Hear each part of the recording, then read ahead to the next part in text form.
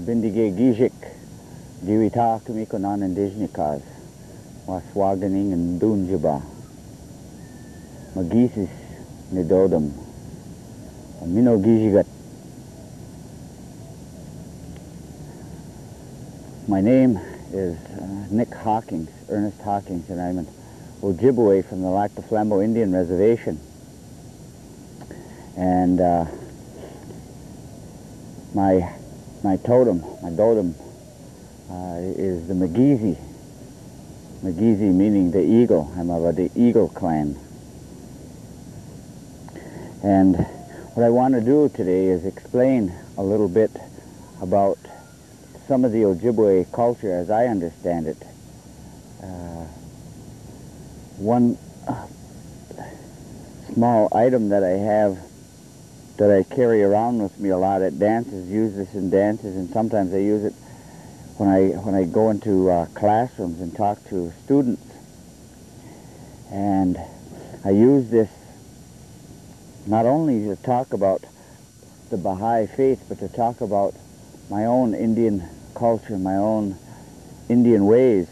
And what this medicine wheel does, it has many stories to it, many different variations of stories, but all basically, in a sense, the stories, although some of them vary from teller to teller, the basis of each one of these stories remains the same. But this medicine wheel not only talks about the four races that I as a Baha'i like to talk about and bring out very often, but it talks about the four directions. And a particular story that I normally tell students and is a story of a prophecy that some of the Native Americans have. And this particular prophecy, although it's not Ojibway, I think it holds true with many different prophecies in the different cultures that we say the Anishinaabe, which means from whence lowered man. That's the terminology, and I was told by my elders that we could say like Anishinaabe Sioux or Anishinaabe Chippewa or Anishinaabe any Indian. But this medicine wheel, what it talks about, this prophecy talks about a time when all the peoples were gathered together, all the peoples that lived on Turtle Island. And the way it's told, it makes it seem like all of mankind lived on one island. Sometimes I think about that, maybe all the continents. This was a time when all the continents were together. I'm not sure, but they talk about a time when mankind lived all together on the Turtle Island. And the Great Spirit, as I heard it, the Great Spirit was very pleased with the people that lived there. Was very happy. They got along very wonderfully with the environment. They got along very wonderfully among themselves. And the Great Spirit referred to them as brothers and sisters. And he says, I'm very pleased with you and how you're living amongst your brothers and your sisters. But what I want to do is I want to bestow upon you another gift or gifts. And what he did is that all the peoples were gathered together, and what he told the peoples, he says, what I'm going to do, he says, I'm going to break you or separate you into four different groups, and I'm going to send you into the four sacred directions. The four directions in our language refer to the eastern direction as Wabanung, and the southern direction as Jawanung, and the western direction as Ningobianung, and the northern direction as Giwedinung. And these four sacred directions, the Great Spirit says, I'm going to send this group, and you will be known, you will travel and be known as the Indians, and you will travel you will travel in this eastward direction of Wabanung, and you will have also another gift that I will give each group. And this gift that I would like to share with you is a guardianship. Like I watch over you, I will give you this guardianship, and you in turn can watch over this guardianship I have. And to the Indian, to the Anishinaabe people, he gave the guardianship of the Mother Earth. He gave the guardianship to learn and to use the Mother Earth, and to find out the different foods that grew on Mother Earth, and learn how to use these, and learn how to use the medicines for health. Because all the pure medicines that they're finding now are the ones that are organic, that are growing in our Mother Earth. So he gave that guardianship to the Anishinaabe, to the Indian, and to the yellow race. He sent this group to Jawanung, and he told these people, you will have the guardianship of the wind and the air, and you will learn how to use the wind and air to the benefit of man. And I have studied the martial arts in years past, so I and my wife, my wife has told me that she studied Tai Chi, so she understands that a lot of the exercises too that we have are working with the wind and the air and the breathing exercises. So the yellow race explored that. And the yellow race, our elders tell us, have kept their... I'm getting ahead of the story a little bit, and I want to talk about the black race. The black race was given the guardianship of the water. And it says to learn and find the most valuable uses of water. So the black race had the guardianship of the water. And the white race, finally the white race, and he looked and he says, I'm going to send you to this direction, and over a period of time you will be called the white race, but you will have a guardianship of the fire. So to the four peoples, he also said, I have one more very important gift to give you, and I realize you've been living amongst each other wonderfully, and I know, because I've been your guardian, I've been watching you, and I'm very proud and very happy. But I want to share another gift with you, and this gift will be called the original teachings. And these teachings are very simple. These teachings were of love. They were of respect. They were of humility and honesty. They were of honor. They were of bravery. And they were of truth. He gave all of these to these brothers and sisters, very simplistic, basic truths. And he says, when you take your guardianships, and after you've traveled off into the different directions, the four sacred directions that I've given you, after a time has passed, you will come back together on this Turtle Island, and you will share these guardianships with one another.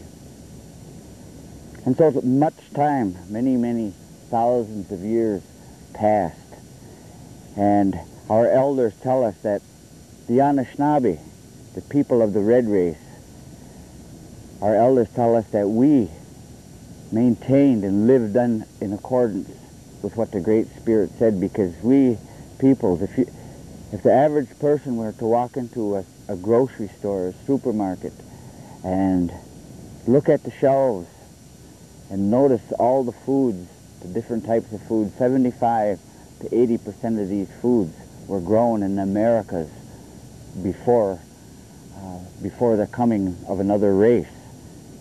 And many of the medicines the doctors are believing in were grown here in the Americas.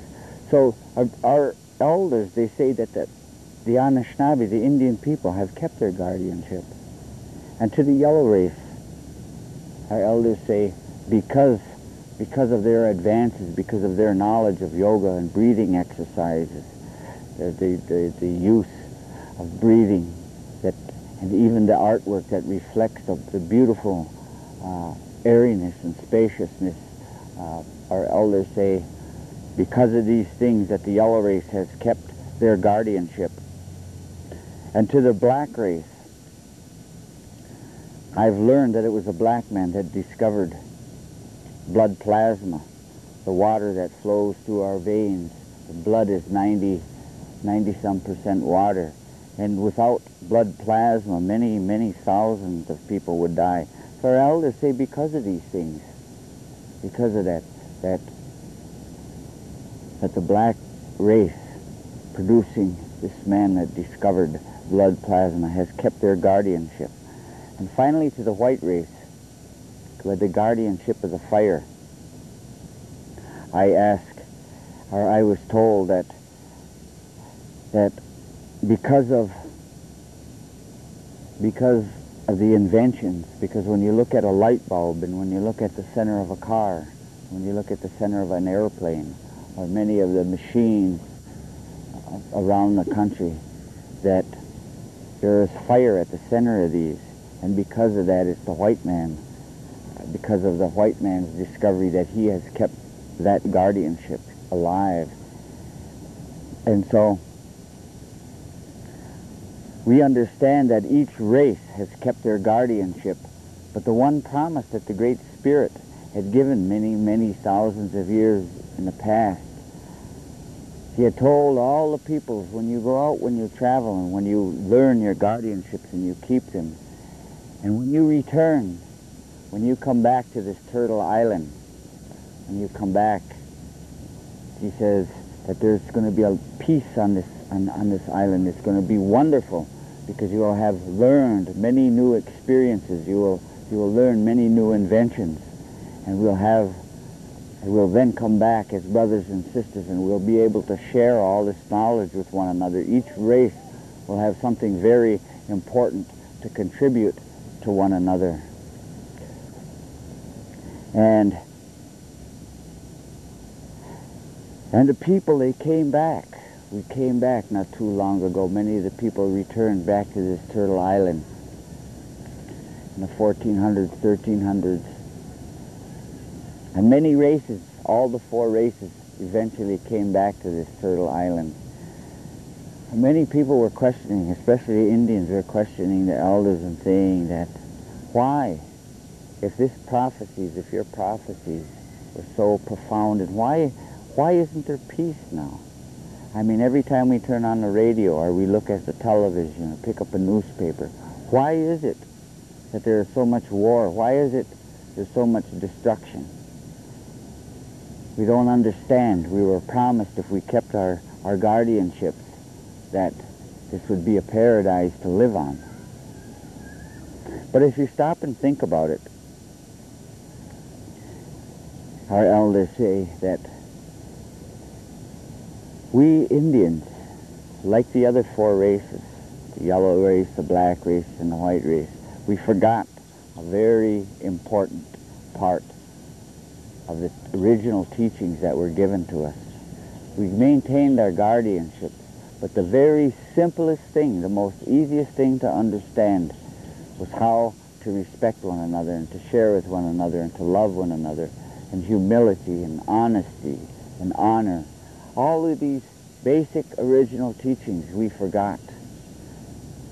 And now, finally, even after in the 1400s, we never had the technology, we never had the means to communicate with other people.